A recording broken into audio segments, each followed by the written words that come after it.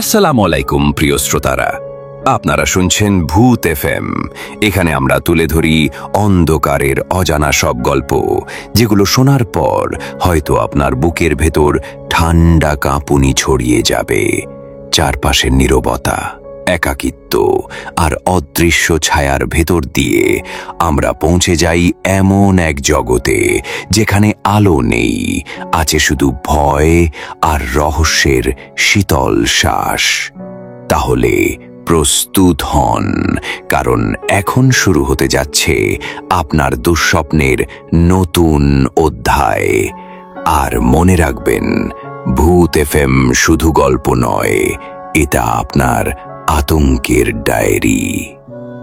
যদি ভয় পেতেও ভালো লাগে, তবে এখনই চ্যানেলটি সাবস্ক্রাইব করে আমাদের সাথে থাকুন, কারণ সামনে যা আসছে তা হয়তো আপনি কখনো কল্পনাও করেননি।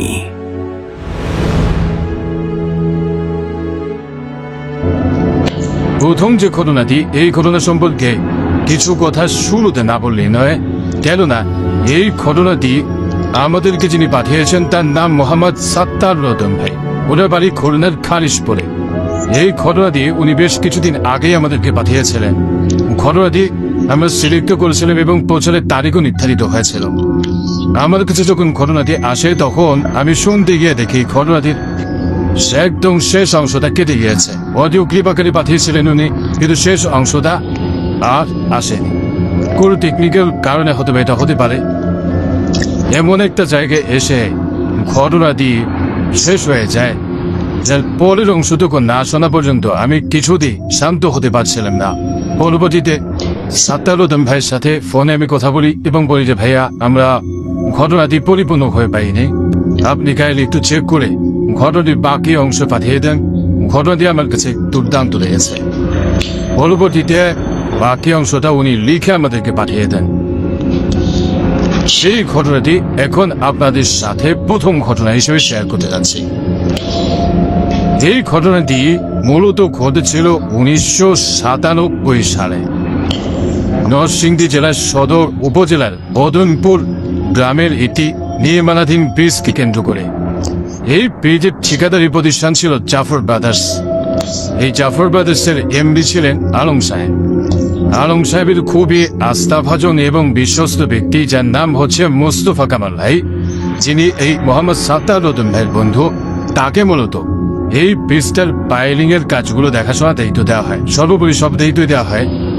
শুরুতে তো পাইলিং করা হবে, তো মোস্তফা কামাল ভাই ঠিকঠাক মতো পাইলিং করছিলেন। পুরো পাইলিংটা হবে হচ্ছে মোট 24টা। এর মধ্যে এই ব্রিজের এক অংশের যে অংশে খেয়াঘাট রয়েছে ওইখানে 9টা, খালের মাঝখানে 6টা, আর শ্মশান ঘাট রয়েছে ওই পাশে, সেখানে 2টো হয়েছে। 3 নম্বর কাজটা চলমান ছিল। ঘটনা যেদিন ঘটে ওই দিন দুপুরের একটু পরেই 3 নম্বর পাইলিং এর কাজটা শেষ হয়। মূলত 24টা পাইলিং এর কাজ থাকলেও মেইন যে পাইলিং এর কাজগুলো, এই কাজগুলো শেষ হয়। বাকিগুলো তারা করবেন, তবে মেইন যে পাইলিং গুলো, এগুলো তাদের করা শেষ। সময়টা ছিল 1997 সালে মাঘ মাসের কোনো এক শনিবার। সাধারণত কোন একটা পাইলিং এর কাজ শেষ হলে শ্রমিকরা খুব খুশি হয়, কারণ পাইলিং এর কাজগুলো করাটা বেশ কষ্টসাধ্য বিষয়। আর কোন একটা খালের উপরে বা নদীর উপরে পাইলিং করা তো আরো কঠিন। ওনারা যখন 3 নম্বর পাইলিং এর কাজটা শেষ করেন, বিশেষ করে ওই শ্মশান ঘাটের ওই বাসটাতে, এরপর শ্রমিকরা চিন্তা করলেন যে সবাই একসাথে একটু গোসল করে সবাই ওই পাইলিং এর উপরে ওঠে। ওখানে কিন্তু ওই যে রডগুলো, সাধারণত এই ধরনের ক্ষেত্রগুলোতে ব্রিজের ধরন অনুযায়ী কি ধরনের যানবাহন চলবে সেই অনুযায়ী কিন্তু এই পাইলিং এর রডগুলো কত মিলি হবে সেটা নির্ধারিত হয়। তবে ওখানে পাইলিং এ 32 মিলির রড উপরের দিকে ব্যবহার করা হয়েছিল। বেশ মোটা রড, কিন্তু যারা হয়তো বা রড সম্পর্কে ধারণা রাখেন তারা বুঝতে পারবেন। এই রডগুলো কিন্তু ইউ শেপে বাঁকিয়ে রাখা হয়, মানে চোখা চোখা করে রাখা হয় না, বাঁকিয়ে রাখা হয়। তো ওইভাবেই বাঁকিয়ে রাখা হয়েছিল। তো ওনারা পাইলিং এর উপর উঠছেন, উঠে পানিতে ছাপ দিচ্ছে। এদিকে এই যে যারা ছাপ দিচ্ছেন, এদের মধ্যে মোস্তফা কামাল ভাইও ছিলেন। উনিও চিন্তা করলেন যে আমিও একটু মনে সুখে ছাপাছাপি করি। উনি পাইলিং এর উপরে উঠেছেন, আর এই দৃশ্যগুলো নেট থেকে কাঞ্চন নামে একজন শ্রমিক দিচ্ছেন। কাঞ্চনের বাড়ি হচ্ছে বাগেরহাটে মোংলাতে। কাঞ্চন কিন্তু একজন এক্সপার্ট শ্রমিক তো বটে, তার সম্পর্কে আরো একটি তথ্য বলে রাখি, কারণ ঘটনার ভেতরে তার প্রসঙ্গটা আসবে। তার বাবা ছিল কবিরাজ, তন্ত্রমন্ত্রী, বেশ পারদর্শী ছিল। বাবার বেশ কিছু বিষয় সে দেখেছে। এইসব দেখতে দেখতে বাবার সাথে থাকতে থাকতে বেশ কিছু বিষয়ে সে কিন্তু জেনেছ। তো কাঞ্চন হঠাৎ করে খেয়াল করে এই মোস্তফা কামাল ভাই উনি পাইলিং এর উপরে ঠায় দাঁড়িয়ে আছে চোখ বন্ধ করে, নড়ছেও না চলছেও না। হঠাৎ এমনটা কেন? অনেকক্ষণ যেভাবে দাঁড়িয়ে আছে। কাঞ্চন যখন এটা খেয়াল করে তখন অন্যদেরকে ডাকে, এই দেখো তো আমাদের স্যারের কি হলো, এভাবে দাঁড়িয়েছে অনেকক্ষণ ধরে। তখন সবাই মিলে পাইলিং এর উপরে উঠে দেখে এক ভয়ঙ্কর দৃশ্য, যেটা ওনারা কেউ আশাই করেন নাই।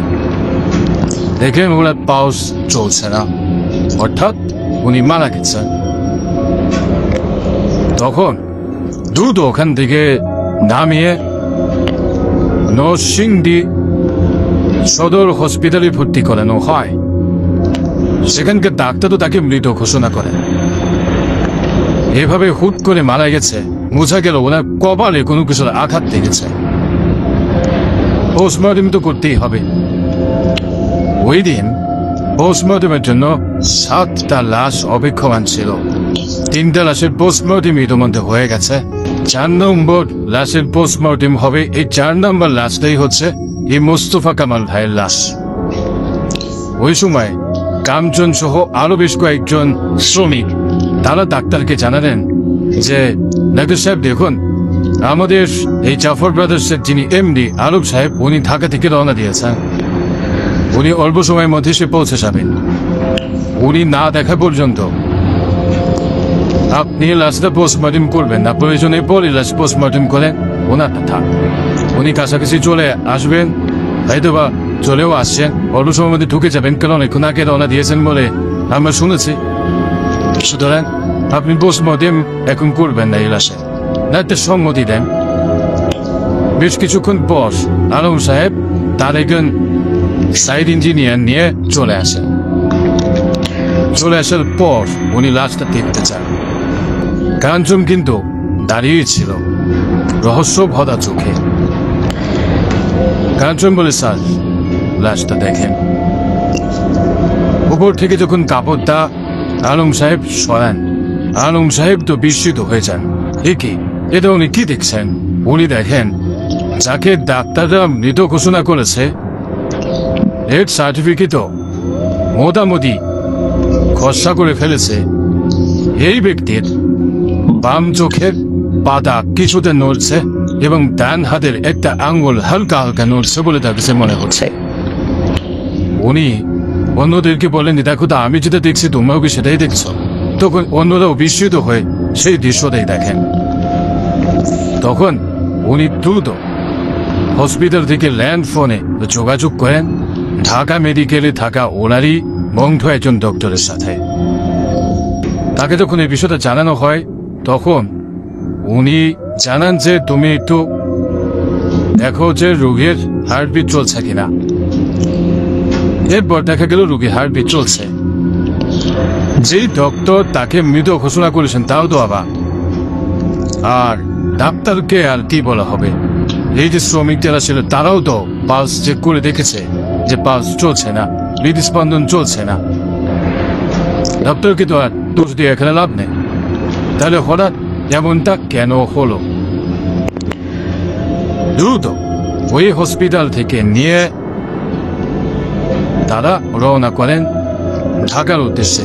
তবে ঢাকার উদ্দেশ্যে রওনা করলেও প্রতিমধ্যে একটা ভালো হসপিটালের অবকাঠামো যখন দেখতে পারেন, একটা প্রাইভেট হসপিটাল, এটা বদনপুর একটা প্রাইভেট হসপিটাল আর কি, সেখানে নিয়ে যান। সেখানে ভর্তি করানো হয়। ডক্টর যিনি ইমার্জেন্সি বিভাগে দায়িত্ব ছিলেন উনি এসে আসেন, চেক করেন, চেক করে উনিও পালস পান। এরপর ওই হসপিটালে ভর্তি করানো হয়। মূলত এই মোস্তফা কামাল ভাইয়ের মাথায় খুব আঘাত লেগেছিল। ওনার কিন্তু সেন্স আসে। 6 দিন হসপিটালে ভর্তি রাখা হয়েছিল, এরপর তাকে রিলিজ দেওয়া হয়। ওনার যখন সেন্স আসে তখন ওনাকে জিজ্ঞেস করা হয়েছিল এই ঘটনাটা কি হয়েছিল। তখন উনি বলেছিলেন যে উনি যখন ছাপ দেবেন হঠাৎ করে ওই পাকানো রথটা মনে হলো সোজা হয়ে ওনার মাথায় প্রচন্ড জোরে আঘাত করলো।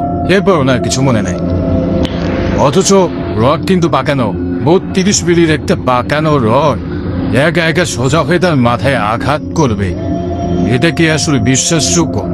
কিন্তু এটাই হয়েছিল। আর পাকানো রথটা কিন্তু পাকানোই দেখেছে সবাই, ওটা কিন্তু সোজা হয়েছিল না। এখানে সবচেয়ে রহস্যময় ভূমিকা পালন করেছে এই কাঞ্চন ভাই। তার কাছে শুরুতেই এই বিষয়টা অস্বাভাবিক লেগেছে, তবু উনি হসপিটালে নিয়ে গেছেন। আর উনি জানতেন যে একবার পোস্টমর্টম হয়ে গেলে আর কোনো কিছু করা সম্ভব হবে না। উনি বিভিন্নভাবে এটাকে দেরি করানোর চেষ্টা করছিলেন। শেষ পর্যন্ত জাফর ব্রাদার্সের এমডি আলম সাহেবের আসার কথা বলে দেরি উনি করাচ্ছিলেন এবং উনি ওনার কিছু কাজ করে যাচ্ছিলেন। আল্লাহর রহমতে শেষ পর্যন্ত উনি সফল হয়েছিলেন, আলহামদুলিল্লাহ। ঘটনা কিন্তু এখানে শেষ নয় প্রিয় লিসেনার্স, ঘটনার মাঝামাঝি এসেছে আমরা মাত্র। আরো রহস্য বাকি আছে।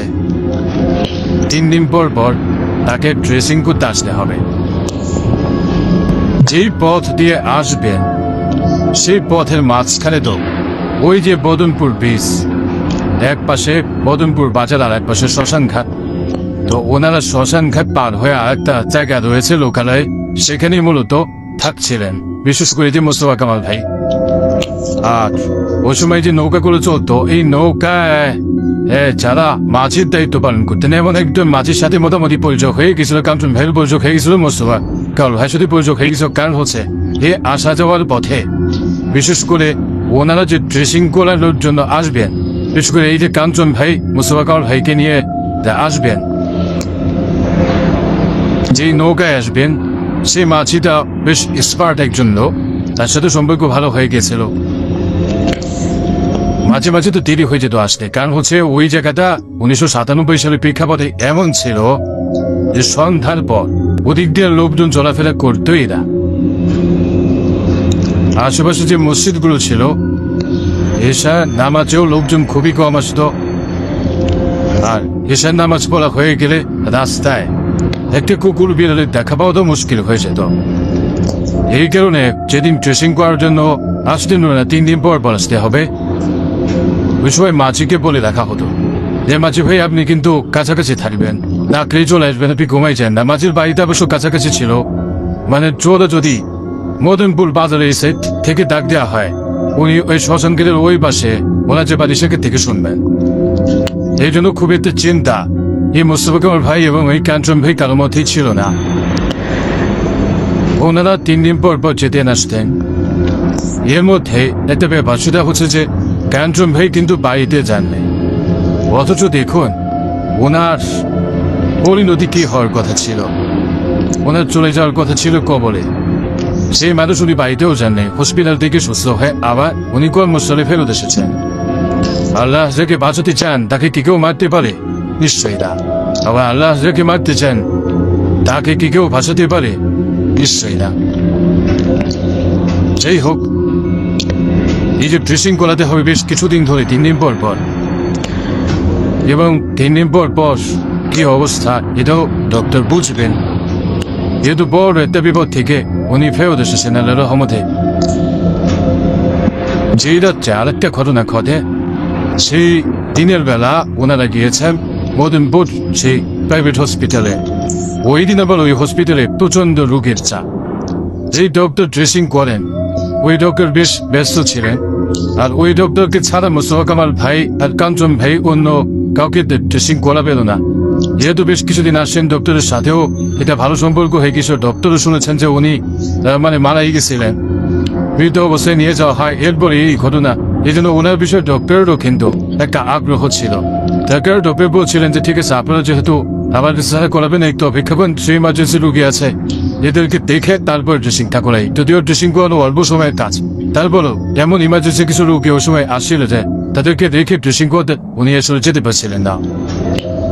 যাই হোক, সবকিছু করা হয়, এরপরে যে আবার আসবেন, তো এরপর ওনারা যখন আসছেন অনেক দেরি হয়ে যায় আসলে।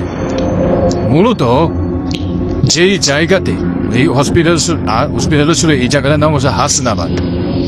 মূলত বদনপুর থেকে হাসনাবাদের দূরত্ব প্রায় 22 থেকে 25 কিলোমিটার। ওইখানে হসপিটালটা ছিল।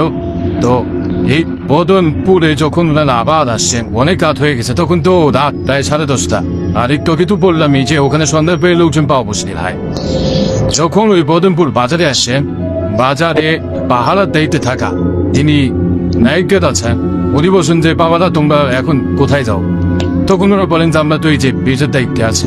তখন বলছে এত রাত্রেবেলা তোমরা এদিকে যাচ্ছ, পার হবা, শ্মশান ঘাটে যাবা, ওইদিকে আবার তোমরা এসে যাবা, তোমাদের থাকার জায়গায় যাবা, এত রাত্রে যেতে হবে না, তোমরা এখানেই থাকো। বসো, গল্প গুজব করি। আসলে রাত বাজে 10:30, রাত পার হতে তখনও অনেক দেরি। তখন তো শীতকাল চলছে, মাঘ বছর কানেকশন বেলগুলো করছে, এরপর থেকে তো চলছে, তখন তো শীত। শীতকালে রাত পার করা, ঠান্ডার মধ্যে এদের কিন্তু চারটিখানি কথা না। শীতকালে রাতও তো অনেক বড় হয়। তখন এই কাঞ্চন ভাই বসে যে, না চাচা আপনি চিন্তা করবেন না, আমাদের মাছি আছে, মাছিকে ডাক দিলে চলে আসবে। তখন এই যে যিনি নাইবগার চাচা, উনি নির্দোষত বোধ করছিলেন, আসলে উনি যেতে দিতে চাইছিলেন না কোন একটা কারণে। এরপর কি আর করা, ওনারা তো যাবেনি। ওনারা বদমপুর বাজারে যে খেয়া খাতে আছে ওইখানে চলে আসছেন। আসার পরে ওই মাছি ভাইকে রাখেন, ও মাছি ভাই, মাছি ভাই এ করে ডাকছে, উনি ক্ষুদ্র হয়ে ডাকছেন। না হলে 50-60টা ডাক দিয়েছে চিৎকার করে করে। একবার মুসুয়া কামাল ভাই ডাক দেয়, একবার কাঞ্চন ভাই ডাক দেয়, এভাবে ডাকাডাকি করছে। এখন এই যে ডাকাডাকি করছে, কোনো সারা শব্দ নেই, অথচ শীতকালে কিন্তু চতুর্দিকে একদম নিস্তব্ধ থাকে, কিন্তু কোনো সারা শব্দ পাওয়া যাচ্ছে না মাছির। অথচ মাছির ডাক কিন্তু শোনার কথা। এবং অনেকক্ষণ থাকার পর হঠাৎ করে মনে হলো হালকা হালকা ছলাৎ ছলাৎ শব্দ ওনারা পাচ্ছেন। তখন ওরা মনে করে মনে হয় মাছি নৌকা নিয়ে আসছে। হ্যাঁ, মাছির ডিঙি নৌকাটা চলে আসছে। যখন এবারে এসে ফেরে, তখন দুজনই চমকে ওঠেন, আরে এই নৌকায় মাছি কোথায়? মাছি তো নেই, একাই কিভাবে এখানে চলে আসলো? তখন মুসুয়াকাউল ভাই কাঞ্চন ভাইকে বসে যায়, কাঞ্চন ভাই এই নৌকাটা কিভাবে একা এখানে চলে আসলো? যদি ওই পাশ থেকে মাছি ধাক্কা দিয়েও নৌকা এই পাশে দেয়, এটা তো পসিবল না। ধাক্কা দিলে এত দূর আসবে না নৌকা, আর সে ধাক্কা দিবে ও পাশ থেকে তো কিছু বলবে, আর ধাক্কা দেওয়ার পর এটাতে একদম আমাদের কাছে এসে খেয়ে এটাও তো বলা যাবে না, ঘটনা থাকে। তখন এই যে কাঞ্চন ভাই, উনি বেশ রহস্যময় কণ্ঠে মুসলমান ভাইকে বলেন যে আপনি আমাকে ধরে থাকবেন, নৌকায় বৈঠা আছে, আমি নৌকাটা চালাবো, যা কিছুই হোক আপনি আমাকে ছাড়বেন না, আপনি ধরেই থাকবেন, আর কোনো কাজ নেই আপনার, বাকিটা ইনশাল্লাহ আমি দেখে নিচ্ছি। এরপর দুজনে নৌকায় ওঠেন, আর কাঞ্চন ভাই বৈঠা দিয়ে নৌকা চালানো শুরু করছেন। এবছর খেয়াঘাট থেকে কিছুটা যখন এগিয়েছেন, এরপরে নৌকা আর আগায় না, নৌকা খালি চতুর্দিকে খোলে। নৌকায় বৈঠা দিলে কিন্তু অনেক সময় দেখা যাচ্ছে, এবার বৈঠা দিয়ে চালানোর চেষ্টা করলে অনেক সময় নৌকার মাথা ঘুরতে থাকে একই জায়গায়, এমনটা হচ্ছে, নৌকা লাগায় না। কাঞ্চন ভাই কিন্তু নৌকা চালানো এক্সপার্ট একজন মানুষ, উনি কোনোভাবেই নৌকাটা ওখান থেকে সরাতে পারছেন না, একই জায়গায় নৌকার মাথা ঘুরছে। এদিকে এই যে মোস্তফা কামাল ভাই, উনি চুপ করে আছেন, কারণ ওনাকে ওইটাই বলা হয়েছিল যে আপনি চুপ করে থাকবেন, কোনো কথা বলবেন না, ওপারে না যাওয়া পর্যন্ত। উনি তো চুপ করে আছেন। এইভাবে কেটে যায় প্রায় 1.5 ঘন্টা। 1.5 ঘন্টা পর নৌকায় এসে এই পাশে লাগে, অথচ 5 মিনিটের পথ 1.5 ঘন্টা লেগেছে। ওপারে নামার পর তখন মুস্তফা কামাল ভাই বলছে যে ভাই ঘটনাটা কে হলো, এত তো সময় কি করলাম এখানে, এত সময় লাগলো কেন? তখন কাঞ্চন ভাই বলছে যে এখান থেকে বাসায় গিয়ে বলি, এখন এটা না বলি। এই কথা শোনার পর মোস্তফা কামাল ভাই সায় দেন যে হ্যাঁ ঠিক আছে, বাসায় গিয়ে শুনি। যাওয়ার পথে তো মাছির বাড়ি, ওনারা আগে মাছির বাড়ি গেছে। যাওয়ার পরে এই কাঞ্চন ভাই মাঝিকে ডাক দিয়েছেন, মাঝি তো এক ডাকে উত্তর নিছে। মাঝি গোসো মাঝি ভাই, ভাব রেখেছে এতবার ডাক দিলাম, ভাবি শুনলেন না। মাঝি বলে শুনি নাই, কে বলছে? আমি তো আপনাদের একটা ডাক শুনছি, আমি শুনলাম একবার ডাক দিলেন, কিন্তু এরপর আমি তো কোনো ডাক শুনলাম না।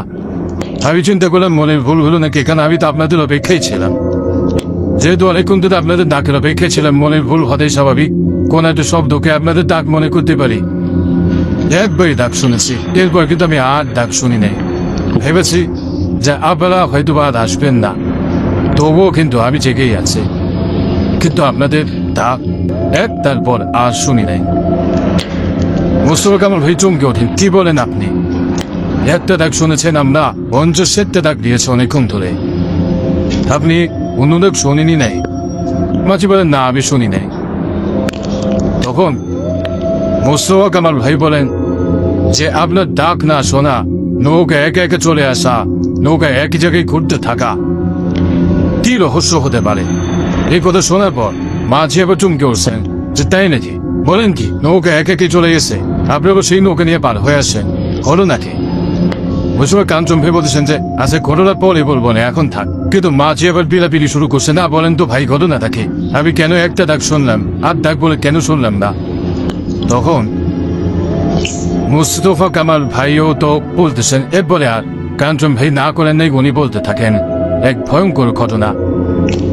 উনি বলতে থাকেন যে যখন এই মুস্তফা কামাল ভাই হঠাৎ করে আক্রান্ত হয়েছিলেন, ওই সময় তো বুঝতে পারেন না যে কেন ওভাবে দাঁড়িয়ে আছেন। তারপরে উনি কিছুটা বুঝতে পারেন যে মুস্তফা কামাল ভাইয়ের সাথে কোনো একটা ঘটনা ঘটেছে। এরপরে উনি ওনার মতো করে রুকিয়া করছিলেন, আস্তে আস্তে ডিলে করছিলেন, যাতে করে ওনার পোস্টমর্টমটা দেরি হয়। আল্লাহ রসের সহমতে ওরা হৃদস্পন্দন ফেরত আসে। উনি বুঝতে পারেন এখানে কোনো পিশাচ জিনের হস্তক্ষেপ রয়েছে, যার কারণে এটা হয়েছে। আল্লাহ রহমতে ওই যাত্রায় মোস্তফা কামাল ভাই কিন্তু বেঁচে ফিরেছেন, আলহামদুলিল্লাহ। যখন এই নৌকা নিয়ে ওনারা পার হবেন, তখন নাকি হঠাৎ করে ভয়ঙ্কর এক পিশাচ এসে সামনে দাঁড়ায় ওই খালের মধ্যে। কাঞ্চন ভাইয়ের সামনে এসে বলে, কাঞ্চন সব দোষ তোর কারণে, আমি ওকে দিতে পারি দে, ওকে তো আমি ওই সময় মেরে ফেলছিলাম, তাই ওকে আমি ওই সময় নিয়ে যেতাম, ওর সাথে সাথে আমি হাসপাতাল পর্যন্ত গেছি, অনেক চেষ্টা করছি, তোর কারণে নিতে পারি দে, ওর হার্টবিট ফেরত আসছে। এরপর আমি ওকে নিয়ে আর অনেক চেষ্টা আবারও করছি, তোর কারণে পারি না, তুই চলে যাবি, যা, এই লোককে এখানে রেখে যা, দেখ আমি ওকে কি করি, ওকে আমার লাগবে। তখন কাঞ্চন ভাই বলছে, তুই তো বুঝেই গেছিস, আমিও বুঝে গেছি কিছু একটা ব্যাপার আছে, তুই ভাবলি কিভাবে আমি তোকে একে নিতে দেব আমার সামনে থেকে? মর্গ থেকে আল্লাহ ওকে ফেরত নিয়ে আসছে আর তোর কাছে দিয়ে দেব, এই চিন্তাও করিস না।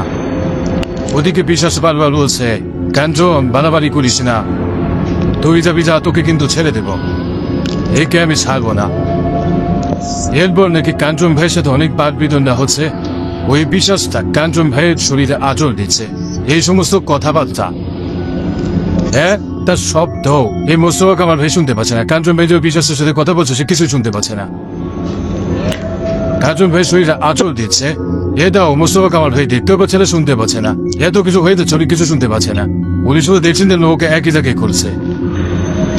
এসব কথা কাঞ্চন ভাই বলেন মাছিকে এবং মোস্তফা কামাল ভাইকে। মোস্তফা কামাল ভাই তো অবাক হয়ে যায় যে এর ভিতরে এত কিছু ক্ষতি গেছে, তুমি আমাকে বলোও নাই। তখন কাঞ্চন ভাই আরো বলেন যে ওর সাথে যুদ্ধ করে এই নৌকাটা নিয়ে এই পাশে আসছে, ওই পিশাচটা এত সহজে ছাড়বে বলে মনে হচ্ছে না। যাই হোক, মাঝি বলে যে ভাই তাহলে আজকে রাত পর্যন্ত এখানে আমার বাসায় একটু বসে যান, থেকে যান, সকালবেলা আপনাদের বাসায় যান। পথে আবার কোনো সমস্যা হয় কিনা, এখনো তো কিছুটা পথে হেঁটে যাবেন। পথে বাস সার আছে, আম গাছ আছে, ওই জায়গাগুলো খুব একটা বেশি ভালো না। তখন কাঞ্চন ভাই বলে ওইসব বলে লাভ নাই, এতটা পথ যেহেতু চলে আসছি, ওই পিশাচ ইনশাল্লাহ কিছুই করতে পারবে না, আল্লাহ ভরসা। এই বলে মাঝির বাসা থেকে বিদায় নিয়ে মোস্তফা কামাল ভাই আর কাঞ্চন ভাই রওনা দিয়েছেন। ওনারা যেখানে থাকেন সেখানে, সেই জায়গাটা খুব বেশি দূরে ছিল না। তো একটা বাসার আছে, বাসাতে ঠিকঠাক করে পার হন, কোনো ধরনের কোনো সমস্যা ছাড়াই। এরপরে দুটো আম গাছ রয়েছে, ওই আম গাছের কাছে যখন আসছেন, দেখেন ওই আম গাছের নিচে ওনারা হাঁটছেন, ওটা একটু জোর আম গাছ ছিল। ওই আম গাছের এরিয়াটা ওনারা ক্রস করতে পারছেন না, অথচ এই এরিয়াটা ক্রস করে সর্বোচ্চ 15 সেকেন্ড বা 20 সেকেন্ডই ধরি, বা হাইস্ট 30 সেকেন্ড হবে, এর বেশি কোনোভাবেই হবে না। কিন্তু ওনারা হাঁটছেন তো হাঁটছেন, এই আম গাছের এরিয়া ক্রস করতে পারছেন না, সামনে যেতে পারছেন না, পেছন দিকে আসতে পারছেন না, কি একটা অবস্থা। আর ওই দিকে আবার ছিল তুলা গাছ। ওই তুলা গাছ থেকে মনে হচ্ছে একটু একটু করে তুলা পড়ছে, সাদা সাদা তুলা মাটির উপরও পড়ছে। চাঁদের আলোতে দেখতে পাচ্ছিলেন মোস্তফা কামাল ভাই, কাঞ্চন ভাই দুজনেই। কাঞ্চন ভাই কোনাতে রুকিয়া করে যখন পার হয়েছেন আম গাছের ওই এরিয়াটা, এরপর তুলা গাছের ওখানে যখন আসছেন, তখন প্রথমবারের মতো মোস্তফা কামাল ভাই অদ্ভুত কিছু দৃশ্য দেখেন। উনি দেখতে পান অসংখ্য ইঁদুর, বড় বড় ইঁদুর চতুর্দিক থেকে ওনাদেরকে ঘিরে ধরে আক্রমণ করতে আসছে। লক্ষ লক্ষ কোটি কোটি ইঁদুর কোথা থেকে যা আসছে, মাটি ফুলে বের হচ্ছে, বিভিন্ন জায়গা থেকে আসছে, গাছ থেকে নামছে। ইঁদুর চতুর্দিক থেকে ওনাদেরকে ঘিরে ফেলছে, আক্রমণ করবে। এমনকি এই যে তোলাগুলো উপর থেকে পড়ছে, উনি দেখছেন উপর থেকে ইঁদুর পড়ছে, অথচ কাঞ্চন ভাই উনি এরা দেখছেন না। উনি দেখছেন উপর থেকে তোলাই পড়ছে, আর শীতকালে গাছের পাতা কিন্তু শুকিয়ে যায়, পড়তে থাকে, ওইভাবে পাতা পড়ছে। আর এই জিনিসগুলো মোস্তফা কামাল ভাই দেখছেন উল্টোটা, অর্থাৎ উনি দেখছেন এগুলো হচ্ছে ইঁদুর, ভয়ঙ্কর ভয়ঙ্কর বড় বড় ইঁদুর, এগুলোর চোখগুলো খুব ভয়ঙ্কর। তো উনি যখন বলেন যে কাঞ্চন ভাই আমি তো এই জিনিসগুলো দেখছি বা দেখতেছি, তখন কাঞ্চন ভাই বুঝতে পারেন যে এখানে আরেকটা ভয়ঙ্কর ঘটনা ঘটবে। উনি আবার রুকিয়া করতে থাকেন, আল্লাহর রহমতে ওটাও পার হয়ে ওনারা ঠিকঠাক মতো বাসায় চলে আসেন। এরপরে টানা বেশ কয়েকদিন মোস্তফা কামাল ভাইয়ের জ্বর ছিল। এরপর উনি ঠিকঠাক হয়েছেন আল্লাহর অশেষ রহমতে। ব্রিজের কাজও ঠিকঠাক মতো শেষ হয়, তারা রেজাল্ট গন্তব্যে ফেরত আসেন। আর ওই যে পিশাচ যে চিন্তা, এইটা মূলত এই ব্রিজের পাইলিং করার সময় মোস্তফা কামাল ভাইয়ের দিকে নজর দিয়েছিল, তাকে বলি হিসাবে নিতে চেয়েছিল। শেষ পর্যন্ত পারে নাই, আল্লাহর শেষ রহমতে ওনার হার্টবিট ফেরত আসছিল।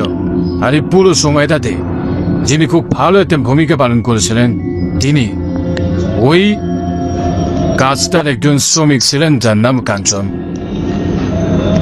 আল্লাহ আসলে কাকে আমাদেরকে ওসিলা করে পাঠাবেন আমরা কেউ জানি না। আল্লাহ ওসিলা ছাড়াও আমাদেরকে বাঁচাতে পারেন, কখনো ওসিলা দিয়ে বাঁচাতে পারেন।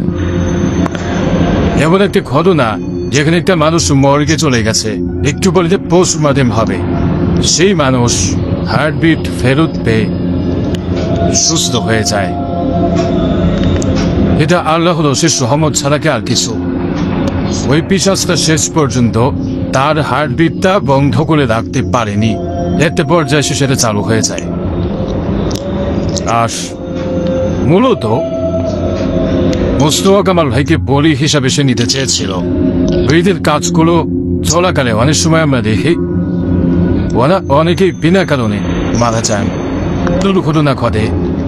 এই ধরনের ব্রিজগুলো তৈরির ক্ষেত্রে দুর্ঘটনা যদি ঘটে, বুঝতে হবে এখানে কোনো প্যারানরমাল বিষয়ে হস্তক্ষেপ রয়েছে।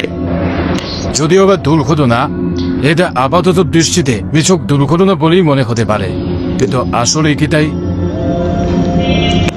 মোস্তফা কামাল ভাই কিন্তু এখন দিব্যি ভালো আছেন আলহামদুলিল্লাহ। আল্লাহ তাআলা তাকে আরো দীর্ঘায়ু দান করুন।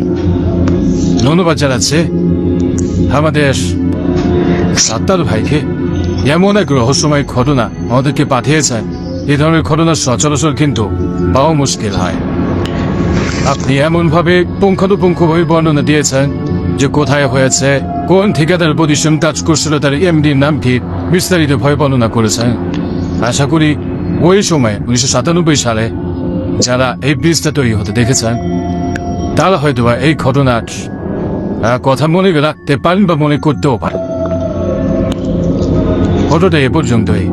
রেভলিউশনের ঘটনাটি কেমন লাগলো আপনাদের কাছে তা জানিয়ে ভিডিওর কমেন্ট সেকশনে কমেন্ট করতে কিন্তু ভুলবেন না। রেভলিউশনের এখন যে ঘটনাটি আপনাদের সাথে শেয়ার করতে যাচ্ছে আমাদের শনি তাদের 27তম আয়োজনের দ্বিতীয় ঘটনা হিসেবে, এই ঘটনা দিয়ে আমাদেরকে যিনি পাঠিয়েছেন তার নাম মোহাম্মদ আলফাজ আহমেদ। ওনার বাড়ি ময়মনসিংহ জেলার ত্রিশাল উপজেলার মঠবাড়ি ইউনিয়নে। ঘটনা দিয়ে ওনার নিজের সাথে ঘটেছিল। ঘটনাটির সময়কাল 2021 সালের মার্চ মাসের শেষ সপ্তাহের কোন একটা দিনে। দিনটা উনি নির্দিষ্ট করে মনে করতে পারেন নাই, এই কারণে আমাদেরকে বলতে পারেন নাই, তবে মার্চ মাসের শেষ সপ্তাহে এতটুকু ওনার মনে আছে। এশার আজান হয়ে গেছে এমন একটা সময়, ওই সময়ে ওনার একজন কাজিন ওনাদের বাড়িতে বেড়াতে আসবেন, অথচ তাকে থেকে রওনা দিয়েছেন ওই সময়ে কাছাকাছি আসবেন। ওনাকে এগিয়ে আনার জন্যই মূলত এই আলফাজ ভাই উনি এগিয়ে যাচ্ছিলেন। আর তখন তো বেশি রাত হয় নাই। ওই যে রাস্তাটা, যেই রাস্তা দিয়ে উনি এগিয়ে যাচ্ছিলেন, এই রাস্তাটা ছিল কাঁচা রাস্তা, গ্রামের রাস্তা। রাস্তাটা উত্তর দক্ষিণ কয়েকদিকে ভাগ হয়ে গেছে। উনি উত্তর দিক থেকে পশ্চিম দিকে যাবেন, আর উত্তর থেকে এগিয়ে গেলে, অর্থাৎ উত্তর থেকে পশ্চিম দিকে এগিয়ে গেলে সোজা ইউনিয়ন পরিষদের যে ভবনটা, ওইখানে যাওয়া যায়। মূলত ওই জায়গাতেই ওনার কাজিন আসবেন। উনি দক্ষিণ দিক থেকে একটা শাখা রাস্তা হয়ে পশ্চিম দিকে যাওয়ার জন্য রওনা দিয়েছেন। উনি যেই পথ দিয়ে এগিয়ে যাবেন, এই পথের ঠিক মধ্যবর্তী জায়গায় বেশ কিছু তাল গাছ ছিল। তো উনি একে একে হেঁটে যাচ্ছেন। ওই সময় ওনার স্মার্টফোন ছিল না, উনি বাটন ফোন ইউজ করতেন, আর সেটা তো টর্চ লাইট ছিল, ফ্ল্যাশ লাইট ছিল, সেটা জ্বালিয়ে উনি এগিয়ে যাচ্ছিলেন। আর বাটন ফোনের যে ফ্ল্যাশ লাইট গুলো, এগুলোর আলো কিন্তু খুব বেশি হয় না, অল্প হয়, অনুমতি পথ চলা যায় আর কি। উনি একে একে এগিয়ে যাচ্ছেন। মনে রাখা ভালো, এই রাস্তাটা ছিল কাঁচা, আর এই রাস্তায় তেমন কোনো গাড়ি চলতো না। অটো রিক্সা তখন তো মোটামুটি হয়েছে, এখন যেমন অটো রিক্সা জয় জয়কার সব জায়গাতেই, তখন কিন্তু অটো রিক্সায় গ্রামগঞ্জে এতটা প্রবেশ করেনি। 2021 সালে তখনও কিন্তু করোনা সংক্রান্ত বিভিন্ন সমস্যাগুলো কিন্তু চলছে ক্রমাগত। যাই হোক, উনি তো এগিয়ে যাচ্ছেন। উনি জানেন যে এদিক দিয়ে মেইন যেখানে উনি যাবেন সেখানে যাওয়ার জন্য কোনো গাড়ি পাবেন না। এমনকি ফেরত আসার সময় ওরা কাজিনকে নিয়ে যখন ফিরবেন তখনও কোনো গাড়ি পাবেন না। তবে ওই রাস্তার মধ্যবর্তী কিছু জায়গায় কিছু ঘরবাড়ি রয়েছে, এখন আরো কিছু ঘরবাড়ি হয়েছে। 2021 সালে ঘরবাড়ি কম ছিল আর কি। তো উনি এগিয়ে যাচ্ছেন, ওনার মোবাইলের ফ্ল্যাশ লাইট অন করে। উনি যখন তার কাছে কাছাকাছি এসেছেন তখন ওনার কাছে মনে হলো ওই হাও কাওয়াতে সাদা পোশাক পরা কোন একটা মানুষ তার কাছে সেটা হেলান দিয়ে বসে আছে। এরকম কোনো ব্যক্তি থাকতেই পারে, কোনো কাজ করছে হয়তো বা রাক্লান্ত হয়ে গেছে, তখন তো অনেক লাভ। বিষয়টা এরকম না। উনি এটা নিয়ে খুব একটা বেশি চিন্তা ভাবনা করেনি, উনি ওনার মতো করে এগিয়ে যাচ্ছেন। তবে আর চোখে উনি তাকাচ্ছেন যে এটা আসলে কে এই সময়ে তার কাছে এখানে বসে আছে। উনি দেখলেন যে এই যে আলফাজ আহমেদ ভাই যে এগিয়ে আসছেন, এই বিষয়টা মনে হলো ওই লোকটা টের পেয়েছে। আলফাজ ভাইয়ের আগমনটা যখন সে বুঝতে পেরেছে, আলফাজ ভাইয়ের কাছে মনে হলো যে ওই লোকটা ওই হেলান দেওয়া থেকে বসলো, মানে বসা অবস্থা তো হেলান দিয়েছিল তার কাছে সাথে। এবার সে বসলো, বসার পর উঠে দাঁড়ানোর পর সে তাল গাছের গোড়া থেকে ওই কাঁচা রাস্তার মাঝখানে চলে আসলো, এসে ওলান দিকে আগানো শুরু করলো। তখন পর্যন্ত কিন্তু এই আলফাজ ভাই উনি কোনো প্যারানর্মাল কিছু চিন্তা করেন নাই। আর ওই জায়গাতে আসার কিছুক্ষণ আগে ওনার কাজিনকে ফোন করেছিলেন যে কাজিন কত দূর আছে। উনি বুঝতে পারলেন যে এখনো প্রায় 1 কিলোমিটার দূরে আছে। তো উনি হেঁটে হেঁটে ওই ইউনিয়ন পরিষদ ভবনের ওইখানে যেতে যেতে কিন্তু তার কাজিন ওখানে চলে আসবে। এরকমই পরিকল্পনা ছিল, উনি তো হেঁটে যাচ্ছেন আস্তে আস্তে। হঠাৎ করে উনি দেখেন যে এই যে মানুষের মতো অবয়বটা, এই অবয়বটা মনে হচ্ছে একটা বড় আকৃতির সাদা বিড়াল হয়ে গেছে। বিড়াল হয়ে তার দিকে হেঁটে আসছে। তখনও কিন্তু তাদের মাঝখানে যে দূরত্ব, অর্থাৎ দুইজনের যে দূরত্ব, উনিও তো হেঁটে যাচ্ছেন, বিড়ালটাও তার দিকে এগিয়ে আসছে। দূরত্ব 50-60 মতো ছিল। উনি চিন্তা করেন যে কি ব্যাপার, এইটা বিড়াল হয়ে গেল, তাহলে কি উনি তোকে বিড়ালই দেখেছিলেন? তখনও পর্যন্ত কিন্তু ওনার ভিতরে ভয় কাজ করেনি। তবে একটা অদ্ভুত বিষয় উনি খেয়াল করেন, সেটা হলো যে ওনার শরীরটা কেমন যেন ভারী ভারী হয়ে গেছে। দুলু দুলু করে ওনার বুক মনে হচ্ছে কাঁপছে। কেবল এত অস্বস্তি ভাব ওনার মধ্যে চলে আসে, যেটা একটু আগেও ছিল না। অথচ উনি কিন্তু ভয় পাচ্ছেন না। বিড়ালটা আস্তে আস্তে ওনার দিকে এগিয়ে আসছে, আর ওনার মোবাইলের দিক ফ্ল্যাশলাইটের হালকা আলো, এই আলোটা যখন বিড়ালের চোখে পড়েছে, তখন বিড়ালের চোখ দুটো পুরোপুরি টপ করে চলে উঠল। দুটো চোখে খুব অদ্ভুত রকমের সাদা, মনে হচ্ছে চোখ দিয়ে আলো ঠিকরে বের হচ্ছে। যদিও বা অন্ধকারে কুকুর, বিড়াল বা এই ধরনের প্রাণী চোখে আলো পড়লে এমনটা মনে হওয়াটাই স্বাভাবিক, কিন্তু কোন একটা অস্বাভাবিকতা ওই বিড়ালের চোখে ছিল।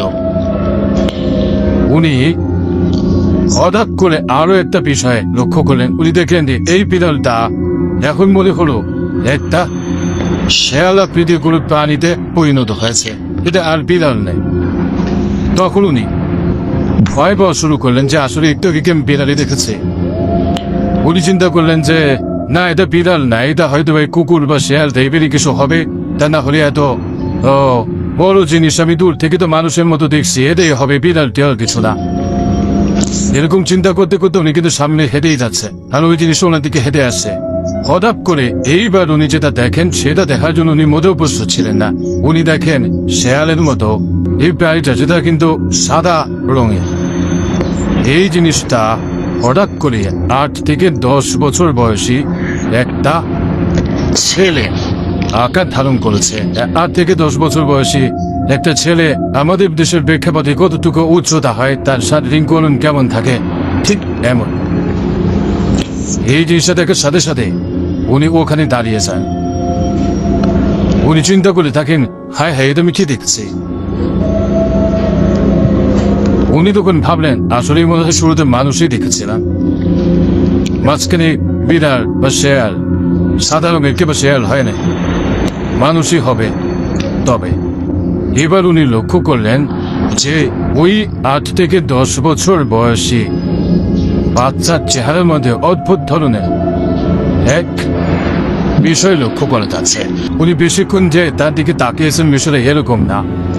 হঠাৎ করে আলফাজ ভাই মনে হলো যে এই বাচ্চাটা বেশ আক্রমণাত্মক। এরকম চিন্তা করতে করতে উনি দেখেন যে এই বাচ্চাটা 8 থেকে 10 বছর বয়সী বাচ্চাটা ওনার দিকে দৌড় দিয়েছে, মানে ওনাকে ধরার জন্য দৌড় দিয়েছে। অনেক সময় হয় না যে মানুষ কাছাকাছি দাঁড়িয়ে থাকে, চুপচাপ দাঁড়িয়েছে, হঠাৎ করে দৌড় শুরু করেছে তার দিকে। কিরকম তো হয়, যখন এরকমটা হয়েছে উনি মারাত্মক চমকে উঠেছেন। উনি কি করেছেন, শরীরটাকে একটু বাঁকিয়ে নিয়ে সোজা দৌড় দিয়েছেন, মানে উনি যেদিকে যাবেন ওই দিকে। উনি এত জোরে দৌড় দিয়েছেন, পেছন দিকে তাকানোর কোনো সুযোগ পাইনি। উনি দৌড় দিয়ে কিছু ঘরবাড়ি ছিল ওই জায়গাতে চলে আসছেন। ওখানে এসে লোকজনদেরকে ডাকাডাকি শুরু করেছেন। উনি ফোন করেছেন ওনার পরিচিত কয়েকজনকে, তারাও কাছাকাছি ছিল, তারা চলে আসছে। তো উনি যেভাবে ভয় পেয়েছেন, এমন ভয় পেলে শরীরের অবস্থা কেমন হতে পারে, মানুষ হাঁপিয়ে যায়, গলা শুকিয়ে যায়, ওনার প্রচন্ড রকমের পানি পিপাসা লেগে যায়। উনি ওনার পরিচিত জনকে বলেন যে একটু পানি খাবো, তখন পরিচিত জনরা পানি এনে দেয়। তারা জিজ্ঞেস করছে কি হয়েছে, কি হয়েছে। উনি মূল বিষয়টা শুনে বলতে চাচ্ছিলেন না, বললে হাসাহাসি করবে এটা সেটা, উনি বলতে চাচ্ছিলেন না। এদিকে ওরা কাজিনও প্রায় কাছাকাছি চলে এসেছে। তখন ওনার কাছাকাছি যারা আসছিলেন আর কি, তাদেরকে নিয়ে কাজিনকে রিসিভ করার জন্য চান। কাজিনকে যখন রিসিভ করার জন্য চান, তখন কাজিনও বলছে যে কি ব্যাপার, তোর চেহারা এরকম কেন, ভয় দিয়ে পেয়েছিস নাকি, এরকম লাগছে। ওরে তখন ওই অবস্থাতে কিছু বলে না। তখন কাজিনকে সাথে নিয়ে এবং ওই যে সাথে যে লোকজন ছিল তাদেরকেও সাথে নিয়ে বাড়ির দিকে রওনা দিয়েছেন। তারাও এগিয়ে দিয়ে আসছে। যখন তালদেশের কাছে আসছেন তখন উনি বলেন যে ভাই একটু আগে তো এইখানে এই ঘটনা ঘটছে, এখন তো কিছুই দেখা যাচ্ছে না, কিন্তু আমি কিছুক্ষণ আগে এরকম একটা ভয় পেয়েছি। এরপর উনি বাড়িতে চলে আসেন। তো বাড়িতে চলে আসার পর এই ধরনের ভয়ের ক্ষেত্রে দেখা যায় যে গরম পানিতে গোসল করে তারপর ঘরে ঢুকতে হয়। উনি বাড়িতে এসে এই বিষয়ে তেমন কোনো আলোচনা না করলেও এই যে ওনার কাজিন সহ আরো যারা ওনাকে এগিয়ে দিতে আসছিলেন, কাজিন তো রাতে বাড়িতেই ছিল, এই বিষয়টা কিন্তু তারা শেয়ার করেছে। সকালবেলা জানা গেল যে এই বিষয়টা সকলেই জানতে পেরেছে। তবে ওনার উচিত ছিল ওই সময় মুসুল করে ঘরে ঢোকাইতেই পরিবারের সদস্যরা বলছিলেন, তবে আল্লাহর মতো তার বড় ধরনের কোনো সমস্যা হয়নি। প্রিয় লিসেনার্স, আপনারা একবার চিন্তা করুন যে রাতের আধারে আমরা কেউ এক একে হেঁটে যাচ্ছি গ্রামের কোনো মেঠো পথ ধরে, যে পথে সন্ধ্যার পর লোকজন চলাফেরা করে না বললেই চলে। রাতটা খুব বেশি গভীর না হলেও সন্ধ্যার পরেই কিন্তু এক ধরনের ভয়ঙ্কর রকমের নির্জনতা নেমে আসে সেখানে। সেখানে যদি রাস্তার পাশে তাল গাছ থাকে আর তাল গাছের পাশ দিয়ে যাওয়ার সময় এই ধরনের সাদা কোনো অবয়ব যদি মানুষ দেখে, তাহলে তার কেমন ধরনের অনুভূতি হতে পারে। এমনটাই হয়েছিল আলফাজ আহমেদ ভাইয়ের সাথে। ঘটনা এটাই ছিল, অল্প কয়েক মিনিটের ঘটনা। তবে এই কয়েক মিনিট যে ওনার উপর কি ধরনের প্রভাব বিস্তার করেছে, কেমনটা ভয় লাগিয়েছে, তা শুধু উনি বলতে পারবেন। আর এই ধরনের ঘটনা যাদের সাথে ঘটে তারাই বলতে পারবেন ভয়ের অনুভূতি আসলে কতটা ভয়ঙ্কর হতে পারে। ধন্যবাদ জানাচ্ছি মোহাম্মদ আলফাজ আহমেদ ভাইকে ওনার পাঠানো এই ঘটনার জন্য। আশা করছি ওনার কাছ থেকে আমরা ভবিষ্যতে আরো অনেক অনেক সত্য ভয়ের ঘটনা পেতে থাকবো ইনশাল্লাহ। চলুন প্রিয় লিসেনার্স, আমরা চলে যাই আমাদের এবারে শনি তাদের 27তম আয়োজনে তৃতীয় এবং শেষ। প্রিয় লিসেনার্স, দেখতে দেখতে আমরা আমাদের শনি তাদের 27তম আয়োজনের তৃতীয় এবং শেষ ঘটনায় চলে এসেছি। এই ঘটনাটি আমাদেরকে পাঠিয়েছে কেউ নেমিদের শ্রদ্ধা ভাই। ওনার নাম মোহাম্মদ আওয়াল ইসলাম নীরব। উনি বর্তমানে রয়েছেন ওমানের রাজধানী মাসকাটের নিজুয়া নামক স্থানে। ওনার দেশের বাড়ি বরিশাল জেলার বানারীপাড়া উপজেলার করপাড়া ইউনিয়নে সন্ধ্যা নদীর পাড়ে। ঘটনাটি মূলত ঘটেছিল চাঁদপুর জেলার সদর উপজেলার মহামায়া বাজারের পাশে মিরপাড়া নামক গ্রামে। ওখানে ওনার শ্বশুর বাড়ি। ঘটনাটি উনি ওনার ওয়াইফের মুখ থেকেই শুনেছিলেন। চলুন ঘটনা চলে যাই। ঘটনাটি অনেকদিন আগে না হলেও তাও তো 10-12 বছর হয়ে গেছে। ওই সময়ও এই মিরপাড়া গ্রামে একটা বাড়ি থেকে আরেকটা বাড়ির দূরত্ব বেশ ভালোই ছিল। এখন অবশ্য বেশ কিছু ঘরবাড়ি হয়ে গেছে সেখানে, ঘন ঘন ঘরবাড়ি। এখন দেখা গেছে যে একটা বাড়ির পাশে আর একটু মিলিং করে বাড়ি করছে। তখন কিন্তু একটা বাড়ি থেকে আরেকটা বাড়ির দূরত্ব মোটামুটি ছিল আর কি। চিৎকার দিয়ে ডাকতে হতো এমন একটা অবস্থা। এক বাড়িতে যদি কোনো শব্দ হয় পাশের বাড়ি কিন্তু সেটা শুনবে না, এতটা দূরত্ব ছিল। তো ওখানে শ্বশুর বাড়িতে 2টো ঘর ছিল। 2টো ঘরে পরেই ছিল একটা পুকুর, পুকুরের পরে একটা কবরস্থান, আর কবরস্থানের সাথে লাগোয়া রয়েছে 3টা তাল গাছ।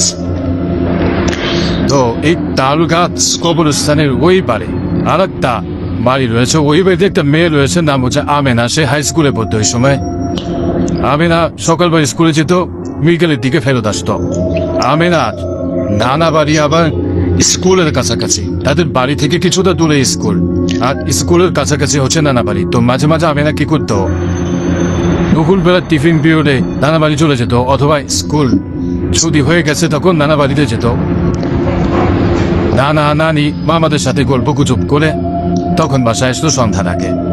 এটা সবসময় করতো না, মাঝে মাঝে করতো আর কি, যখন তার ভালো লাগতো তখন যেত।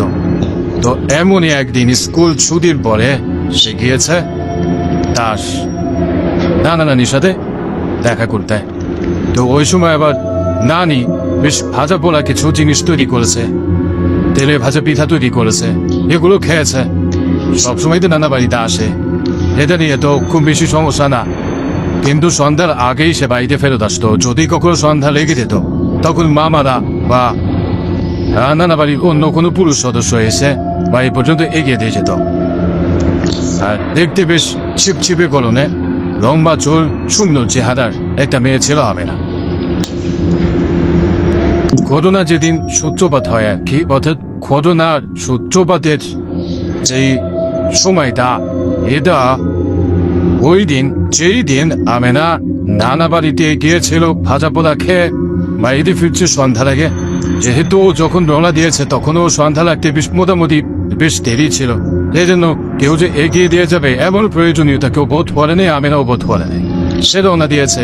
রওনা দিতে বাড়ির কাছাকাছি এসে যখন ওই যে কবরস্থানের সাথে লাগোয়া 3টা তাল গাছ, ওই 3টা তাল গাছের নিচে চলে এসেছে, তখন হঠাৎ করে আমেনার লম্বা চুলে একটা হ্যাচকা টান সে অনুভব করে। তার কাছে মনে হলো তার চুলটা কোথাও বেঁধে গেছে, এই জন্য হ্যাচকা টান লেগেছে। হ্যাচকা টানে সে বেশ ব্যথা পায়, আর সামনের দিকে দাঁড়ানো অবস্থাতেই হাত পেছনে দিয়ে চুলের সাথে হাত লাগিয়ে চুলটা ছাড়ানোর চেষ্টা করে। আমেনার কাছে মনে হলো চুলটা তার সমান উচ্চতায় ভাসছে, অর্থাৎ এমন কোনো কিছুর সাথে চুল আটকে গেছে যেটা তার সমান উচ্চতা। অর্থাৎ তার চুলটা তুই তার মাথা বরাবর করে কেউ উঁচু করে ধরে কেমন হবে ওই রকম। আমেনা তখন পেছন দিকে ঘুরে তাকায়। ঘুরে তাকানোর পর এক ভয়ঙ্কর দৃশ্য দেখতে পায়। আমেনা দেখতে পায় যে তার চুল লম্বালম্বি হয়ে শূন্যে ভাসছে। মনে হচ্ছে কেউ একজন চুল ধরে রেখেছে, কিন্তু চুল কে ধরে রেখেছে এটা আমেনা দেখতে পাচ্ছে না। কারো চুল যদি পেছন থেকে ধরে রাখা যায় উঁচু করে, মাথা বরাবর বা কারো কপাল বরাবর সমান করে, তাহলে যেমনটা দেখায় চুলের শেপটা ওরকম দেখাচ্ছিল। আমেনা এটা দেখে বুঝতে পারে যে সে একটা সমস্যার মধ্যে পড়ে গেছে। আমেনা ওই অবস্থাতে আসলে দোয়া দরুদ পড়ার চিন্তা ভাবনা আসলে সে করতে পারে নাই, ভয় পেয়ে গেছে। সে 2 হাত দিয়ে তার চুল ধরে টানা হেঁচড়া শুরু করেছে চুলটা যেন কোনোভাবে ছাড়িয়ে নিতে পারে, কিন্তু আমেনা কোনোভাবেই চুল ছাড়াতে পারছিল না। অনেক চেষ্টা করছে, ছাড়াতে পারছে না। আমেনা তারপর চিৎকার করে বলছে, ছেড়ে দে, আমার চুল ছেড়ে দে, আমার চুলটা ধরে রাখিস না, ছেড়ে দে আমার চুল। কিন্তু চুল কেউ ছাড়ে না। এমত অবস্থায় দূর থেকে মাগরিবের আজানের ধ্বনি ভেসে আসে। তখনই আমেনার চুল ছেড়ে দেয়। আমেনা দৌড়ে বাড়িতে চলে আসে। তবে আসার পর আমেনা কাউকে কিছু বলেনি। আমেনা দেরিতে ফিরেছে। বাড়ি থেকে তার মা জিজ্ঞেস করছে, কিনা আমেনা কোথায় গেছিলে? আমেনা বলছে যে আমি তানি বাড়ি থেকে আসলাম। ও তো মাঝে মাঝেই আসে এইভাবে, সন্ধ্যার সময় এটা নিয়ে কোনো সমস্যা না, বাড়িতে নিয়ে কোনো প্রশ্ন হয়, বেশি কিছু করে নেয়। আমেনা এই বিষয়টা কাউকে বলে না। ওই রাত ঠিকঠাক মতো যায়। পরের দিন সকালবেলা আমেনা স্কুলে গিয়েছে। ওই দিন আর নানা বাড়ি যায় নাই। বিকালের দিকে আবার ওই তাল গাছে নিজেই ফেরত এসেছে। ঠিক সন্ধ্যার পরই শুরু হয়ে যায় আমেনার আচরণে ভয়ঙ্কর কিছু পরিবর্তন। আমেনা এলোমেলো কথা বলতে থাকে, মায়ের ভিতরে চুলোচুরি করতে থাকে। সে তার লম্বা চুলগুলো টেনে ছিঁড়ে ফেলার চেষ্টা করছে, নিজের শরীরে ক্রমাগত আঘাত করছে। একটা পর্যায়ে আমেনা দৌড়ে বাড়ি থেকে বের হয়ে ওই যে 3টা তাল গাছ ওই দিকে চলে যেতে থাকে। এই যে অবস্থা, এই অবস্থা দেখার পর শুরুতেই আমেনার মা কি করেছিল, লোক মারফত আমেনার 2 মামাকে খবর পাঠিয়েছিল যে আমেনা সন্ধ্যা পর থেকে এমন করছে। তো আমেনা যখন এমন করছে এই খবরটা পায়, তার 2 মামার সাথে সাথে তারা চলে আসে এই বাড়িতে। যেহেতু দূরত্ব তো খুব বেশি ছিল না, আসতে 20-25 মিনিট সময় লেগেছে। এর ভিতরে আমেনা বাসায় এরকম হয়ে হট্টগোল করছিল। যখনই মামারা কাছাকাছি চলে এসেছে তখন দৌড়ে ওই 3টা তাল গাছের দিকে চলে গেছে। 3টা তাল গাছের ওখানে যাওয়ার পর আমেনা সেখানেও উচ্ছৃঙ্খল আচরণ করছে। তার 2 মামা অনেক কষ্টে আমেনাকে ধরে বাড়িতে নিয়ে আসে। বাড়িতে নিয়ে আসার পর সে চিৎকার চেঁচামেচি করতে থাকে, সবাইকে গালিগালাজ করতে থাকে, একে মারতে যায়, ওকে মারতে যায়। একটা পর্যায়ে আমেনা শান্ত হয়, ঘুমিয়ে যায়। সকালে উঠে আমেনা দিব্যি স্বাভাবিক, একদম স্বাভাবিক। কিন্তু সন্ধ্যার পর থেকে কি হয়েছে সে কিছুই মনে করতে পারে না। সবাই চিন্তা করেছে যে হয়তোবা অন্য কোনো সমস্যা হতে পারে, মানসিক সমস্যা হতে পারে, বা আমিনার সাথে কেউ কোনো খারাপ আচরণ করেছে, সে মনে কষ্ট পেয়েছে, যার কারণে সে মানসিকভাবে বিপর্যস্ত ছিল, তাই হয়তো এরকম করেছে। কারণ ওই দিন সন্ধ্যা ঠিক ওই মুহূর্তে কি হয়েছে আমিনা তো কিছু বলে নেয়। হতে পারে আমিনা ইচ্ছা করে বলে নেয়, হতে পারে এর পেছনে কোনো প্যারানর্মাল বিষয় রয়েছে। তো আমিনা তো সকাল থেকে ঠিক সে স্কুলে গিয়েছে, আবার বিকালের দিকে ফেরত এসেছে। ঠিক ওই দিন সন্ধ্যার পর আমিনা আগের সন্ধ্যার মতো আচরণ শুরু করেছে। ঠিক একই আচরণ দৌড়ে চলে যায় শেষ মুহূর্তে সেই 3টা তাল গাছের দিকে। সেখান থেকে আমিনাকে ধরে নিয়ে আসা হয়। এভাবে টানা 4 দিন। ঠিক সন্ধ্যার পরে আমিনার মধ্যে এই আচরণ দেখা যায়। সারাদিন কিন্তু সে ভালো থাকে, স্কুলে যায়, দিব্যি সবার সাথে স্বাভাবিকভাবে কথা বলে, ক্লাস করে, কিন্তু সন্ধ্যার পর তার ভিতরে এই সমস্যা দেখা যায়। আশেপাশে ভালো কোনো কবিরাজও পাওয়া যাচ্ছিল না যাকে দিয়ে আমিনাকে চিকিৎসা করাবে, এমন করে বিশ্বস্ত কবিরাজ আশেপাশে আসলে মিলছিল না। আর যারা ছিল এদের বিষয়ে আমিনার পরিবারের আগে থেকে আস্থা ছিল না। তো একটা পর্যায়ে এসে আমিনার পরিবার একটা কবিরাজের সন্ধান পায়। তো কবিরাজের সন্ধান পর কবিরাজকে নিয়ে আসা হয়। কবিরাজ আসার পর তার মতো করে উনি রিচুয়াল শুরু করেন। খুব বেশিক্ষণ কষ্ট করতে হয়নি আমিনার উপর জিন হাজির করার জন্য। কিছুক্ষণ রুকিয়া করার পরই আমিনার শরীরে এসে ভর করে সেই জিন। সেই জিনের কাছে জানতে চাওয়া হয় সে কেন আমিনাকে কষ্ট দিচ্ছে। সেই জিন সাফ বলে দেয় যে আমিনা তো ওই দিক দিয়ে আসা যাওয়া করে, ওকে আগে থেকে ভালো লাগতো, কিন্তু আমি সুযোগ পাচ্ছিলাম না কিভাবে আমিনার উপর সওয়াল হতে পারে। এবং এতে সুযোগ চলে আসে। আমিনা ওই দিন স্কুল থেকে তার নানা বাড়িতে যায়, সেখানে নানির হাতে বানানো তেলে ভাজা পিঠা খায়, আর তারপর সে রওনা দেয়। নানা বাড়িতে যাওয়ার পর সারাদিন সে পরিশ্রান্ত ছিল, এই কারণে তার যে চুলের বেনিগুলো ছিল, নানা বাড়িতে যাওয়ার পর সেই চুলের বেনিগুলো সে খুলে ফেলে। সন্ধ্যা লেগে যাচ্ছে দেখে সে দ্রুত বাড়ির দিকে রওনা দেয়। তখন চুলে নতুন করে বেনি করে সুযোগ ওভাবে আর পায়নি, যার কারণে আমারও চলে আসে সেই সুযোগ। এতদিন যেই মহেন্দ্রক্ষণের অপেক্ষায় ছিলাম যে আমিনাকে ধরব, তখনই আমিনা চুল আমি টেনে ধরি। যখনই আমিনা এই 3টা তাল গাছের নিচে আসছে, আমি চুলের মাধ্যমে ওর উপর আমি সওয়াল হই।